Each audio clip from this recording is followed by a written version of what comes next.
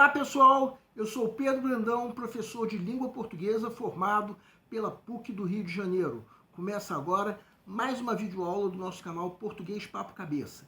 Em primeiro lugar, inscreva-se no nosso canal para não perder nenhuma das nossas próximas videoaulas e ative o sininho para receber todas as notificações. Nessa aula nós vamos retomar um assunto que já foi interrompido há alguns meses atrás, a coesão textual, que diz respeito ao conjunto de elementos lexicais e gramaticais que propiciam uma relação recíproca entre os elementos de um texto. Por ser um assunto que estava interrompido há muito tempo, vamos recordar algumas coisas. A coesão textual pode ocorrer mediante dois tipos. A coesão referencial ou referenciação, que ocorre quando um elemento de um texto faz referência a um outro elemento que pode estar presente no texto ou então ser dedutível de acordo com o universo textual. A outra é a coesão sequencial ou sequenciação, em que são usados procedimentos linguísticos que estabelecem, entre os diversos elementos do texto, diversos tipos de relações semânticas e ou pragmáticas. Em outras videoaulas nós estudamos diversos tipos de referenciação e sequenciação. No caso da sequenciação, pode ocorrer mediante dois tipos. A sequenciação frástica, quando não são usados procedimentos de recorrência estrita, e a sequenciação parafrástica, quando aí são usados procedimentos de recorrência estrita. No caso da sequenciação parafrástica, nós usamos uma única videoaula que pode ser acessada clicando-se no card que se encontra na parte superior direita da tela para abordarmos 4 procedimentos.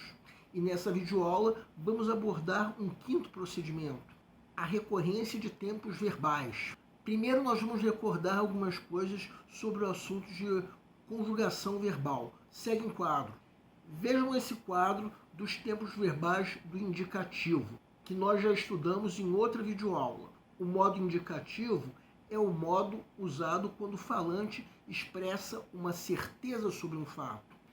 Quem quiser pode dar uma pausa para perceber que todos esses tempos verbais se referem a certezas que o enunciador tem. Vamos classificar esses tempos verbais por 3 características: atitude comunicativa, perspectiva e relevo. Pela atitude comunicativa, os tempos verbais são classificados como tempos de comentário e tempos de narrativa. Os tempos de comentário são os tempos que conduzem o receptor a uma atitude, digamos assim, tensa e engajada. São eles o presente do indicativo, o pretérito perfeito e o futuro do presente. Para entendermos melhor, vejam esse trecho que nós estamos colocando agora. Nós destacamos em vermelho as formas verbais desse texto. Vejam que só foram usados tempos de comentário. Por enquanto, talvez ainda seja difícil de perceber, mas vamos agora abordar os tempos de narrativa, que convidam o receptor a uma atitude mais relaxada. Vejam agora uma outra versão daquele trecho, mas agora usando tempos de narrativa. Quem quiser pode dar uma pausa para ler. Perceberam como é diferente a sensação quando nós usamos tempos de comentário? Vejam agora as 2 versões em cada uma das atitudes comunicativas. Percebam como a versão em tempos de comentário provoca uma atitude receptiva mais tensa.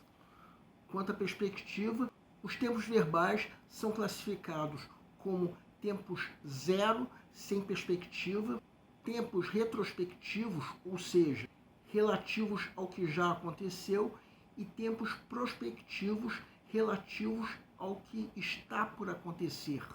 A perspectiva dos tempos ocorre em conjunto de acordo com a atitude comunicativa.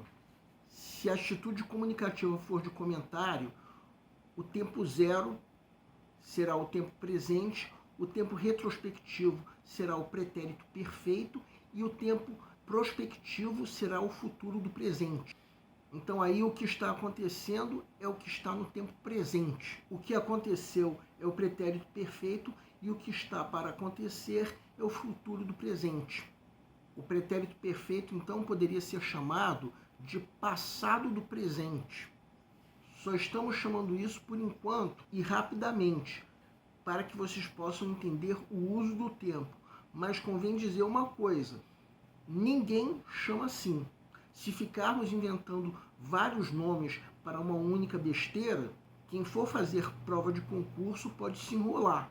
Até agora nós consideramos a atitude comunicativa de tempos de comentário, mas se for a atitude comunicativa de tempos de narrativa, poderemos ter dois tempos zero, o pretérito perfeito e o pretérito imperfeito. O tempo retrospectivo será o pretérito mais que perfeito e o tempo prospectivo será o futuro do pretérito. Quando falamos eu estudei, estamos falando de uma ação já consumada. Quando falamos eu tenho estudado, também estamos falando de uma ação já consumada, embora uma ação que ainda esteja em andamento. Por outro lado, se usarmos o pretérito imperfeito, eu estudava, nós estamos falando de uma ação que não está propriamente consumada. É uma ação que de alguma maneira está presente, no sentido de que o efeito de alguma maneira está presente. Então poderíamos chamar o pretérito imperfeito de presente do pretérito. Estamos na atitude comunicativa de narrativa. Nesse caso, o tempo retrospectivo é o pretérito mais que perfeito, uma coisa que já havia acontecido, podendo ser chamado a princípio de pretérito do pretérito. Mais uma vez estamos colocando em verde temporariamente para que possam entender o uso desses tempos, mas ninguém chama assim esses tempos. Não vamos inventar muitos nomes para uma besteira só, senão quem for fazer prova de concurso pode se enrolar. Agora vamos abordar o relevo, que divide a informação entre o principal, que está no primeiro plano, e o secundário, que está no segundo plano. Na nossa língua, o que está em primeiro plano é chamado de perfeito e o que está em segundo plano é chamado de imperfeito. Bem, de qualquer maneira, a recorrência de um tempo verbal tem uma função coesiva, mais precisamente uma sequenciação parafrástica, já que se usa o tempo verbal como um procedimento de recorrência. Vejam esse parágrafo que nós estamos mostrando agora. Reparem que os verbos, destacados agora em vermelho, estão no pretérito imperfeito. Podemos dar uma continuação em outro tempo verbal, por exemplo, o pretérito perfeito. Nesse caso, nós temos uma mudança de relevo. Nós saímos do segundo plano do relato para o primeiro plano.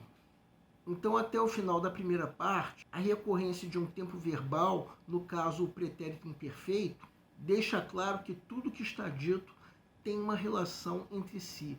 Cada frase tem uma relação com a outra. Na segunda parte, o tempo verbal não deu mais conta da coesão textual, que ficou por conta da locução adverbial que nós estamos destacando agora em vermelho. Uma locução adverbial é um operador argumentativo que faz com que tenhamos uma sequenciação frástica, não mais parafrástica, porque o tempo verbal deixa de atuar como procedimento de recorrência. Bem, nessa aula nós retomamos o assunto de coesão textual, que diz respeito a um conjunto de elementos lexicais e gramaticais que propiciam uma relação recíproca entre os elementos de um texto. Assunto esse que, por enquanto, fica por aqui. O nosso canal Português Papo Cabeça antigamente se chamava Aprenda a Língua Portuguesa. Cada vez mais nós estaremos focados em vocês, que estão movendo a roda da história para que seja criado um futuro melhor para todos. Então, o nosso foco principal continua sendo os vestibulandos, que terão no nosso canal uma fonte importante de estudo de língua portuguesa, onde nós ensinaremos os recursos da nossa língua para que possam, em primeiro lugar, escrever de forma adequada, entre outros textos, a redação do vestibular. Em segundo lugar, para que possam interpretar textos de forma adequada, não apenas numa prova de vestibular ou concurso, mas também na leitura de textos que ajudarão vocês a se manterem atualizados.